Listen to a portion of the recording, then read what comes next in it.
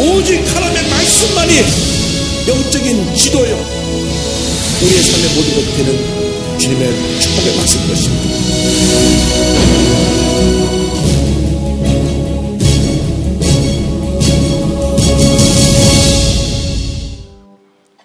오늘은 사울의 어리석은 금식 명령에 대해서 사무엘상 14장 16절 이하의 말씀 가지고 함께 은혜를 나눕니다.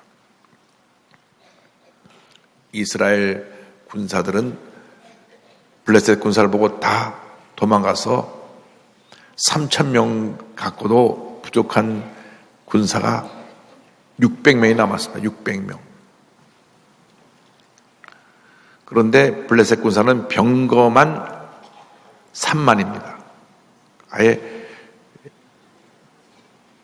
전쟁 시작하기 전에 이미 싸우나 마나 결과는 뻔한 그런 전쟁이었습니다.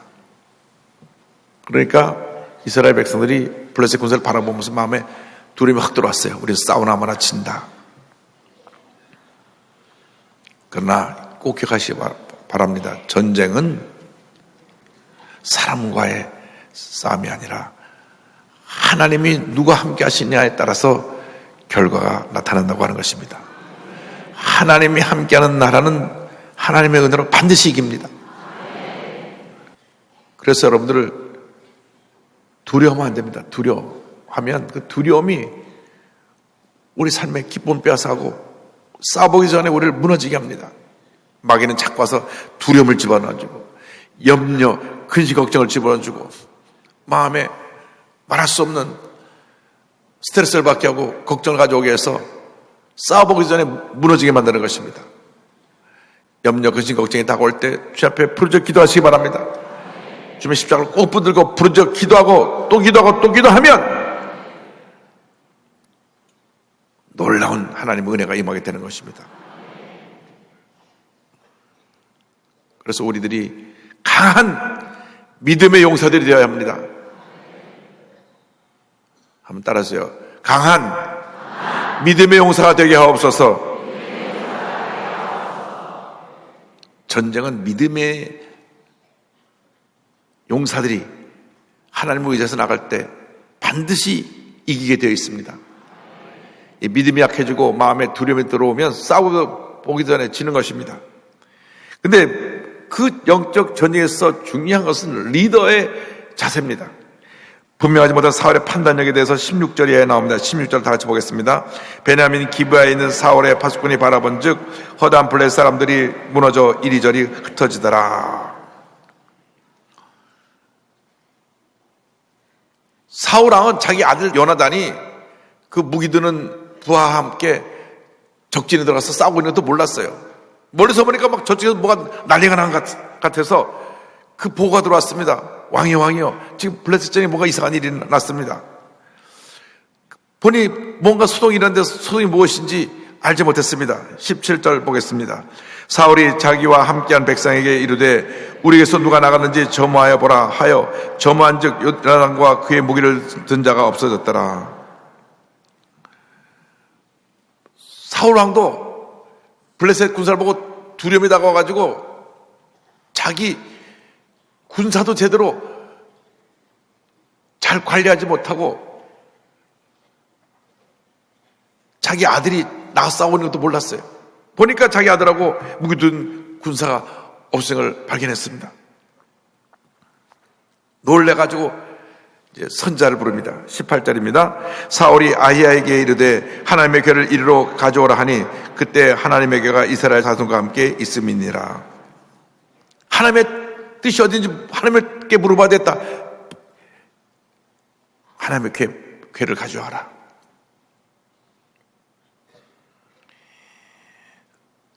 사울왕은 처음 택함 받을 때는 겸손하고 용기 있고 모든 사람들이 좋아하는 왕이었는데 막상 이런 일이 생겨나서 전쟁이 시작되니까는 자신감도 없어지고 두려움이 생기고 어떻게 할지 모르고 본인이 스스로 판단을 흘려서 우왕좌왕하는 모습을 보인 것입니다. 그래서 하나님의 교회 갖다 놓고 제사장 좀 기도해서 하나님 뜻이 어딘지 좀 살펴봐라. 그런데 저쪽에서 막 점점 더 소란이 심해지니까 19절 이어가시 말합니다. 19절 다 같이요. 사울이 제사장들에게 말할 때 블레셋 사람들의 진영에 소동이 점점 더 앉으라. 사울이 제사장이 이르되 내 손을 거두라 하고, 저에게 너무 혼란하니까 하나님께 물어볼 시간 없다. 야, 빨리빨리 저를 가보자. 본인이 왔다 갔다 한 겁니다. 처음부터 하나님께 철저히 매달리든지. 그래서 하나님의 도우심을 간구하면 하나님이 그 일생을 축복된 일생으로 하나님의 은혜 가운데 이끌어 주실 텐데, 이렇게 본인이 흔들리니까 하나님이 그를 버리신 것입니다. 제사장이 지금 기도하려고 하는데, 그만, 나 바쁘다, 가야 되겠다. 그래서 하나님의 뜻을 묻고 있을 시간이 없다고 생각해서 조급히 움직인 것입니다. 때로는 하나님의 응답이 천천히 올 때가 있습니다. 그때 우리가 앞서가면 안 됩니다. 다 때가 있어요. 그런데 사울왕은 조급했어요. 20절이요. 사울과 그와 함께한 모든 백성이 모여 전장에 가서 본즉 블레셋 사람들이 각각 칼로 자기 동무들을 침으로 크게 혼란하였더라. 가까이 가보니까 자기들끼리 막 정신 나가서 싸우고 있어요. 하나님이 그렇게 만드신 것입니다.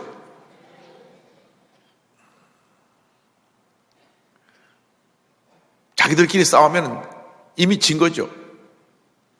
우리가 복음 통일을 이루기 위해서 제일 먼저 해야 될 것이 우리 남쪽의 교회가 하나 되는 것입니다. 교회끼리 막 나눠갖고 막 서로 비난하고 서로가 고소고발하고 상처를 주고 막 또 나눠주고 참으로 우리 부끄러운 그런 모습을 준비해 보이고 있습니다. 우리 한국의 기독교가 먼저 하나 되지 않으면 통일의 시간도 점점 멀어질 것입니다. 1천만이 하나 되어야 합니다. 다 성령 충만 받고 방언을 말하고 예수 십자가 붙잡고 나가면 반드시 좋은 일이 일어나게 되는 것입니다. 나눠갖고 진보라 보수라 그러고 서로 빨갱이라 그러고 누가 너도 빨갱이고 나도 다 빨갱이에요. 그렇게 서로 욕하고 돌 던지면 안 됩니다. 믿는 사람들끼리 서로 격려해주고 서로 용기를 붙들어주고 부족한 점 있으면 메꿔주고 허물은 용서하고 덮어주면서 힘을 합해서 교회가 부흥돼서 하나가 돼서 이 1천만의 기도가 하늘 보좌에 상달되면 저 휴전선이 와르르 무너지고 남북 1천만이 북한 전역에 들어가서 복음을 전하면 북한이 2,500만 밖에 안 되잖아요. 1,000만 명이 들어서 한 사람이 두 사람씩만 적어도 2천만이 그냥 싹 그냥 할렐루야.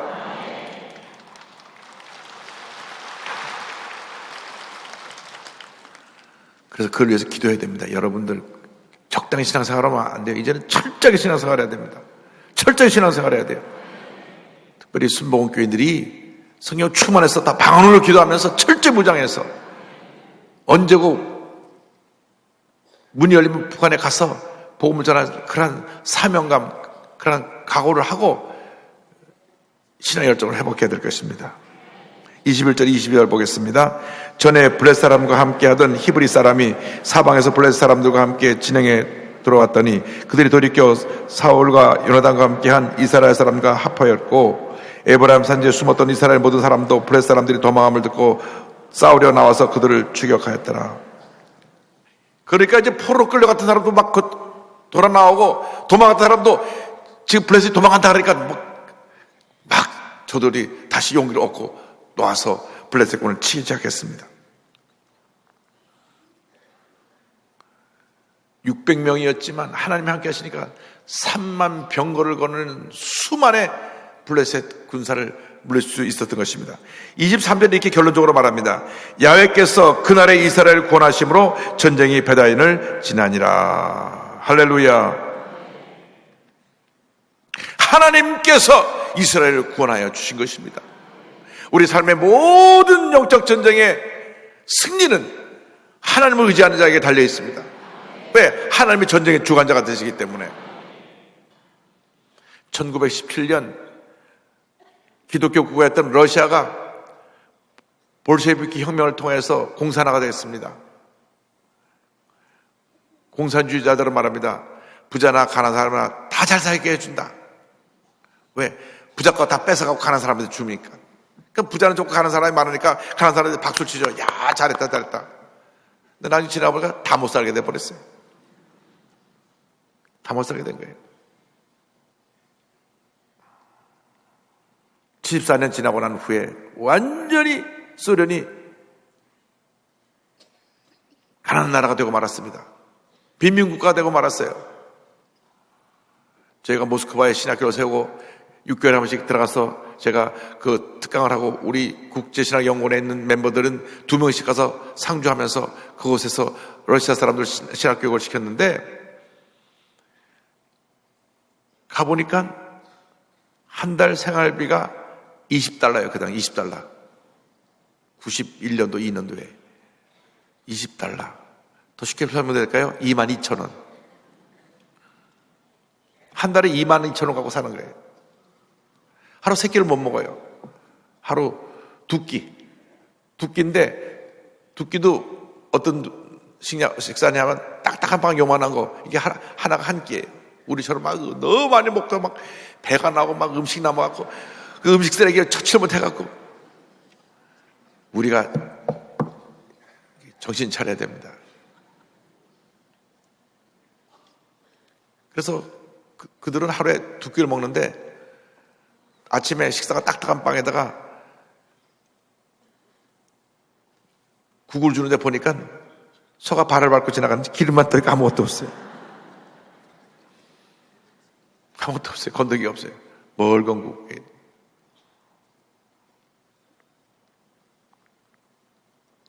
공산주의가 가져온 것은 절망뿐이고 가난과 궁핍뿐입니다. 그렇게 74년 동안 세계 최고의 강대국이 미국과 막 경쟁하면서 막 로켓도 쏘아 올리고 막 원자탄 만들고 막 그랬는데 그것이 다 결국 국민들로부터 그것을 걷어들여서 하다 보니까 다 가난해져 버려버렸어요. 다 가난해졌어요. 그 당시 의사 한 달 월급이 50불, 의사가 55,000원, 일반 평균적으로 20불, 222,000원. 얼마나 힘든지 몰라요. 근데 공산주의가 들어서 다 잘 살게 해준다는 그런 이야기를 했지만 결국 가져오는 가난 저주밖에 없었습니다. 하나님이 떠나가면 복은 떠나가는 것입니다. 왜? 하나님의 복이 근원 되시기 때문에. 하나님이 함께 계시면 우리는 모두가 다 복덩어리가 되는 것입니다. 왜? 복이 근원 되시 하나님이 여러분과 함께 하고 계시기 때문에. 여러분 보통 사람이 아니라 하나님의 존귀한 자녀요, 복받은 하나님의 자녀요, 온 우주 만물을 다스리는 특권을 가진 하나님의 일꾼이요, 영적 제사장인 것을 잊지 마시기를 바랍니다. 전쟁은 하나님께 속했습니다. 이제 사울의 어리석은 금식 명령에 대해서 24절 이하에 나옵니다. 24절을 같이 봅니다.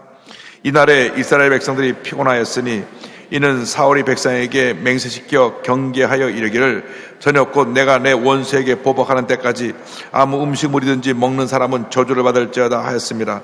그러므로 모든 백성이 음식물을 맛보지 못하고, 사울이 막 갑자기 전쟁에서 유리하게 되니까 본인이 또 실수를 합니다.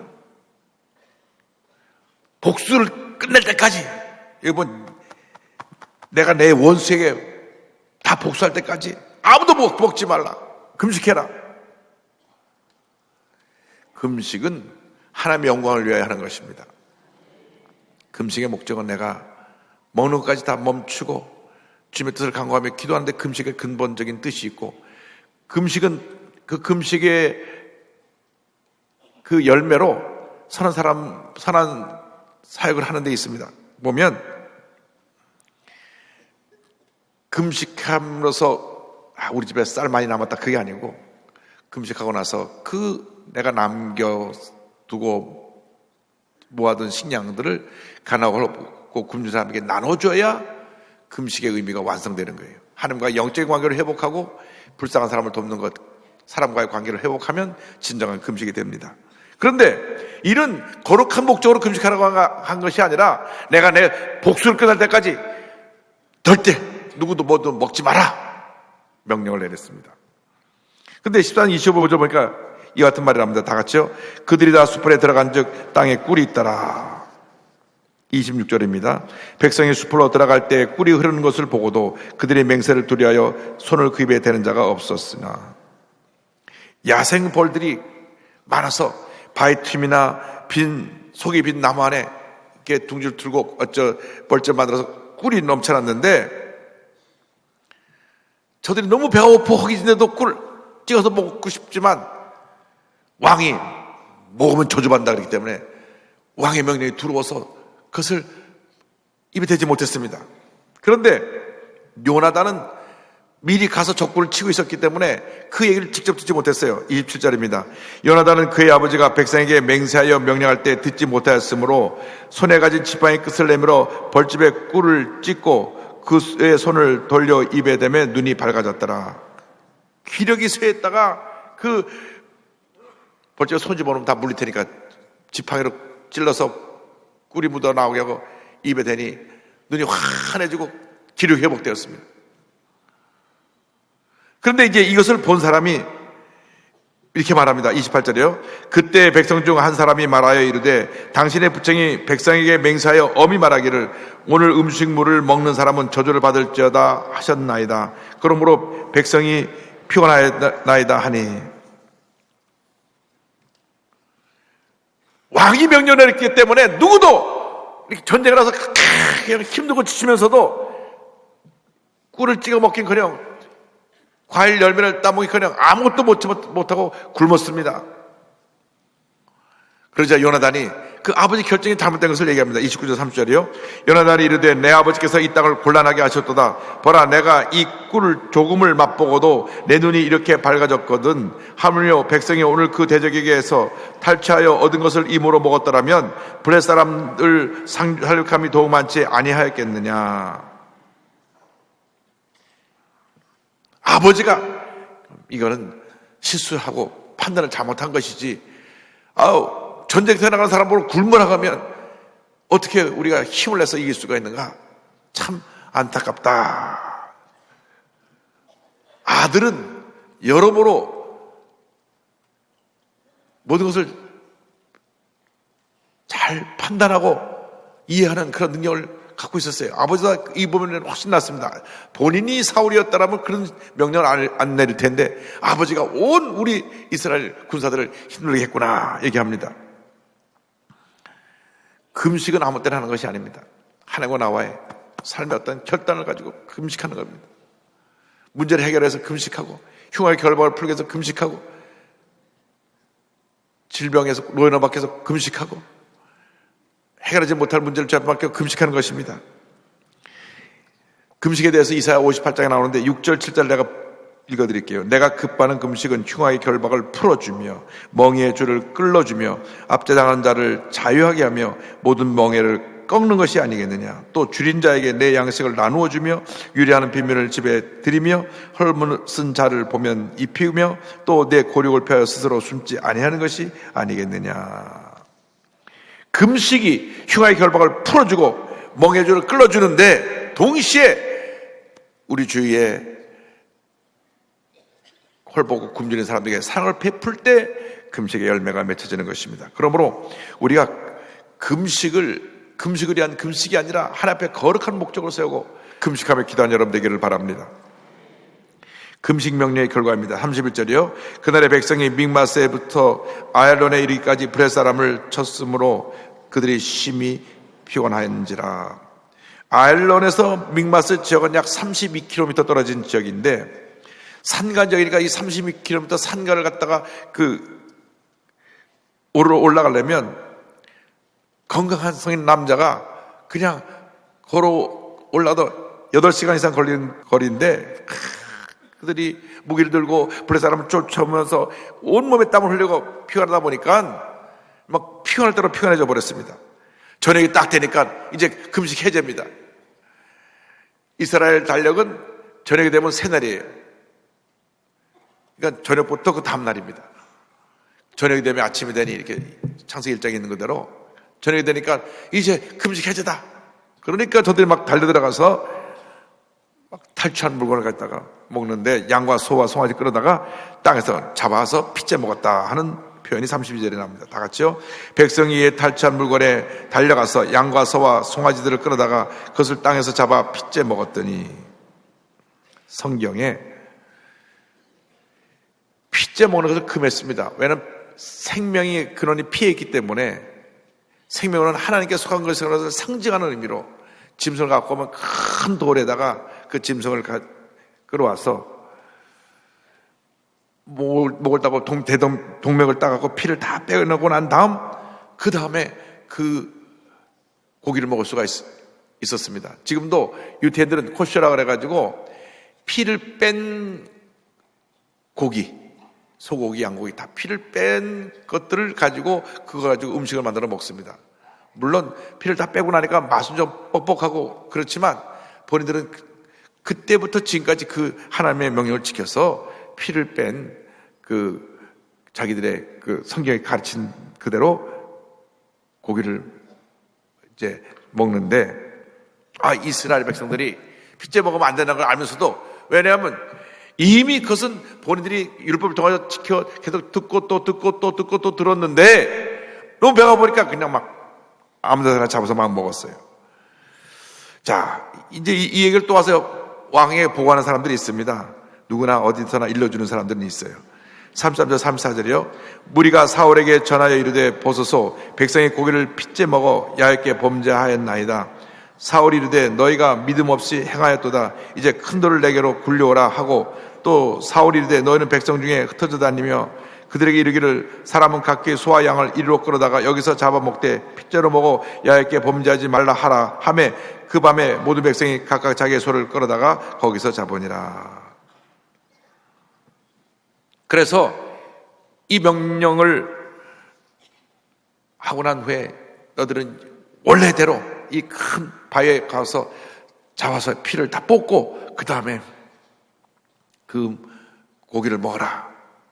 그래서 많은 사람들이 범죄했지만 이제 사울 명령을 듣고 그 다음부터는 자기 소를 갖고서 거기서 잡아서 이제 피를 빼고 고기를 먹었습니다. 그러고 나서 그는 하나님 앞에 죄 지었으니까 회개하는 단을 쌓습니다. 35절이요. 사울이 야훼를 위하여 제단을 쌓았으니 이는 그가 야훼를 위하여 처음 쌓은 제단이었더라. 지도자가 잘못된 명령을 내려갖고 백성들이 죄를 짓게 되었어요. 그래서 지도자가 하나님 앞에 그제서야 단을 쌓는데, 여러분, 물론 회개가 빨라야 되고 지도자들이 바로 서야 되는데, 중요한 것은 그렇게 되지 않은 일들이 생겨나지 않도록, 그럴 일이 생겨나지 않도록 사전에 늘 모든 것을 신중하게 주의 깊게 생각하고 판단하는 것입니다. 여러분들이 무슨 일 하더라도 먼저 앞서가지 말고, 주님보다 먼저 앞서가지 말고 먼저 간절히 기도해 주님 뜻이 어딘지 물어야 됩니다. 사람들이 생각을 하자고 그냥 결정을 칙칙 하다 보니까 또 실수하고 실수합니다. 하나님의 뜻을 따라 나가면서도 그냥 상황이 닥치면 하나님의 뜻을 묻지 않고 그냥 자기 판단대로 막 가는 경우가 너무나 많아요. 저도 예외는 아니죠. 생각을 하고 나서 돌아보면 내가 좀 실수했구나. 내가 좀 더 신중했어야 되는데, 내가 그 말 하면 안 됐었는데 말을 잘못했구나 하는 것을 느낄 때가 있어요. 그래서 여러분들이 앞으로 영적 지도자의 길을 가기 위해서는 모든 것을 매사 신중하게 해야 되고 하나님보다 앞서가지 않게 되기를 바랍니다. 하나님보다 앞서가면 그때 모든 것이 다 잘못되는 것입니다. 사울이 결정을 내려서 이렇게 하라 저렇게 하라 하는 것은 하나님께 묻지도 않았어요. 자기 그냥 생각이 나는 대로 판단하고 결정하고 선포했기 때문에 온 이스라엘 백성들이 죄를 짓고 하나님 앞에 속죄의 제사를 드려야 되는 그러한 결과를 갖게 된 것입니다. 그래서 예수 믿는 사람들은 모든 면에 있어서 주님의 뜻이 어딘가를 묻고 그 뜻에 따르고 순종해야 되는 것입니다. 내 삶을 통하여 주님의 뜻이 이루어지기를 원합니다. 주님의 뜻이 이루어지기를 원합니다. 나의 뜻이 아니라 주님의 뜻이 이루어지기를 원합니다. 지금까지 내가 허물이 많고 부족하고 연약했지만 이제부터는 주의 뜻대로 살겠습니다. 주님, 내게 담대함을 주셔서 모든 문제와 어려움을 이기게 하여 주시옵시고 주의 뜻 가운데 승리의 삶을 살게 하여 주옵소서. 위대한 승리자의 삶을 살아가는 여러분 모두가 되기를 주님의 이름으로 축원합니다. 축원합니다. 기도하겠습니다. 사랑과 은혜와 자비가 무한하신 하나님 아버지, 우리가 영적 지도자로서 늘 주님이 기뻐하시는 선택과 결정할 수 있도록 은혜 내려주시고 주님보다 앞서가지 않게 하여 주시고 늘 주님의 때를 기다리며 주의 말씀 붙잡고 믿음으로 또 믿음으로 전진해 나가는 저희 모두가 될 수 있도록 은혜 내려주옵소서. 예수님의 이름으로 기도 올리옵나이다. 아멘.